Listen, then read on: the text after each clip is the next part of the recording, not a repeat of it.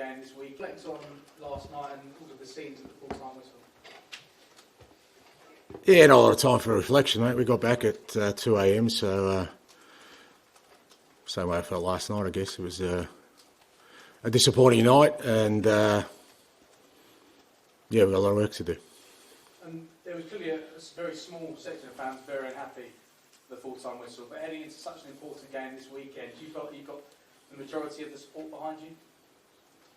Well, not behind me, mate. They're behind the club. I've got no interest in who's behind me. It's and look, last night, you got to figure the ones who travelled to Bournemouth are fairly hardcore supporters, so they weren't happy with what they saw, and like I said, they felt like they needed to give some feedback. I took the feedback on board, and we move on.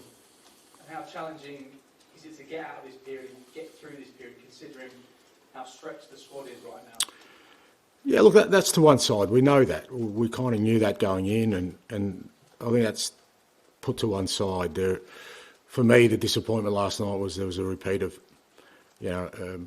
sort of cycle of us going into games and, starting well enough, but then allowing the opposition to get a grip on it by either, conceding a sloppy goal like we did last night or not taking our opportunities. And we need to break that cycle, irrespective of kind of where we're at the moment. We know we're really thin on the ground in terms of squad numbers. We know that there's not a lot of opportunity there to rotate and rest players. We obviously paid the price with Benny last night, but they're known things. What also is known is that we've repeatedly sort of shot ourselves in the foot in those kind of games like last night, and we need to change that. In terms of team news, how long do you think Ben will be out for? And is there any chance that Christian Romero can train in the next 2 days ahead of Sunday? Yeah, Ben, too early again, mate. He'll probably go for a scan today. So, like I said, we're talking sort of 10 hours after last night's game. So we'll find out more. And Kuti's due to train. We're not doing much today, but we'll see how he goes tomorrow.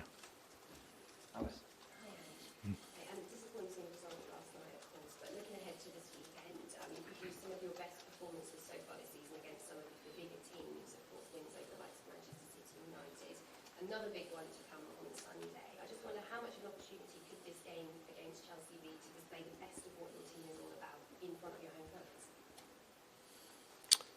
Yeah, to a certain extent, but again, that won't eliminate what happened last night. Like you said, we've done well against the sort of teams up the top end of the table this year. Not just wins, but played really well. Whether that's City or United away or Villa at home. But it doesn't eliminate what happened last night, and that still needs to be addressed. That to one side, like you said, it's a big game on Sunday. They're obviously going really well. Chelsea, they're in a good space at the moment with a fairly healthy squad and in good form. Always a tough game against them, but we are at home, and we need to make sure we produce a performance like we have in the other games. That have been similar. To get something out of it.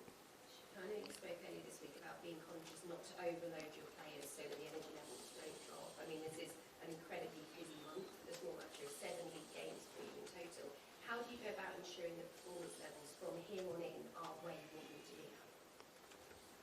Just by continually to try and prepare the players the best we can. Like I said, we're obviously stretched thin in terms of the squad, and losing Benny last night doesn't help that.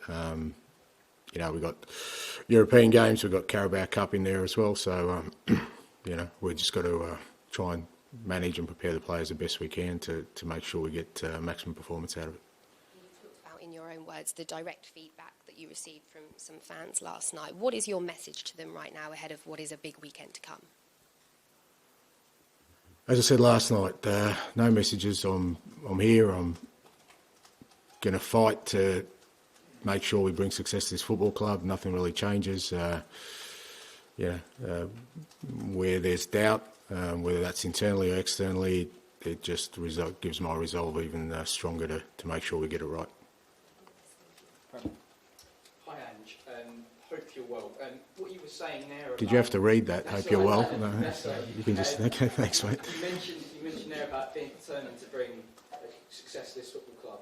Does it concern you that the fans aren't necessarily seeing the progress that you get to see through every day and training with the players? Again, the supporters are the supporters. They're invested in this club.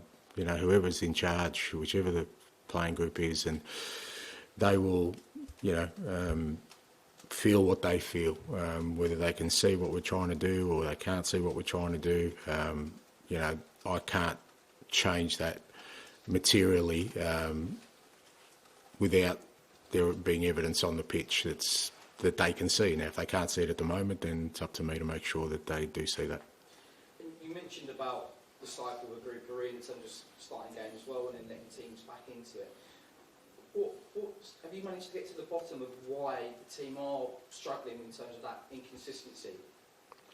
No, not yet, but we'll keep sort of searching for those answers. Look, some of it in sport is just around, you know, a competitive squad where you know there's competition for places that keeps people on edge all the time. We don't have that at the moment.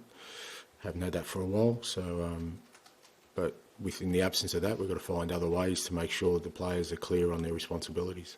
And lastly, you asked about Kingman's son earlier this week. I know his contract is coming up towards the end of the season. How important is he still to his squad, and is he someone you'd like to keep going forward? Right now, all I care about is Sunday. I couldn't care about people's contracts. I couldn't care about their situations. What I care about is Sunday, and I want to make sure that we have a group of players Sunday ready to go out there and fight. That's great. Thanks, mate. Thank you. Ali. Sorry, just... sorry that I have this too personal or anything, but I just wonder, after a defeat like that and a tough time that you're going through in terms of kind of finding solutions to this, is that something you kind of process yourself? Is that something you kind of work with your coaches or a trusted circle that you kind of work with? Nah, it's me, mate. It's me. Just take it on the show. Well, it's me. I'm the one responsible for it. There's no point in the toughest moments, you know, palming off the responsibility to other people. I'm the person in charge. I'm the person that's set us off in this direction, and I'm the person that needs to fix it. I just wanted to ask you, I know it's going back to transfers again, but you've always owned the signings that you've made. You've always been the one that's approved them. You've always been very clear on that as well. I guess this is a hindsight thing as well. But going back, I mean, the club has spent, it's approaching, I guess, 100 million on teenagers. I mean, I know that's so bright for the long-term future, but does that make it more difficult for you in the short term now, especially when you've got so many players out that you're having to rely on such young players? It's still the right decision. I will always, and I own them because I believe they're the right decisions for this football club. And, you know, I've said numerous times, I make these decisions with the kind of background that, you know what, I'm going to be here for a while to make sure we see it through. You know, to be honest, if I was worried about my own existence, I would have fought tooth and nail to block Harry Kane leaving the football club, but it wasn't the right decision for the club because he was in the last year of his contract. So that's not what drives me. The decisions we made around signing the young players are the right decisions for this football club for where we're at right now, and they will bear fruit. I think it's just maybe from the outside, it feels like you've lost a lot of experience. Yeah, we have. Yeah, we have, but we needed to do that. We needed to do that because there was a team that was coming to the end of the cycle, and you know we were rebuilding not just a squad, a playing style, and you couldn't replace experience with experience because that's not a rebuild. That's kind of topping up because you feel like you're close to something. We weren't close to anything. Just to slightly go against what I just said, but Archie Gray last night obviously threw a lot at, or you didn't, the circumstances threw a lot at him. How do you feel he dealt with what he had to take on? He'll be better for it. It was a good experience for him. It wasn't easy. It was tough. Like I said, we're playing him in, you know, particularly when we had to put him at centre back, but it'll do him the world of good. It'll make him a better player and you know, a stronger personality for our football club. Finish the section with George, please. I am.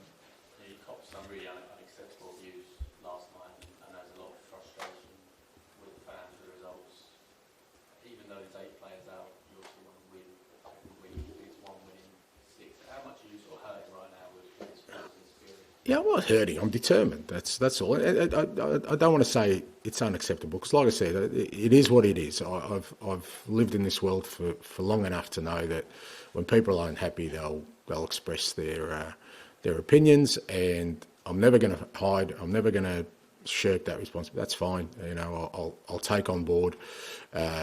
Is it nice? No, because like I said last night, I'm not just a manager. I'm a human being like everyone else. None of us likes to hear those sort of things, but it is what it is.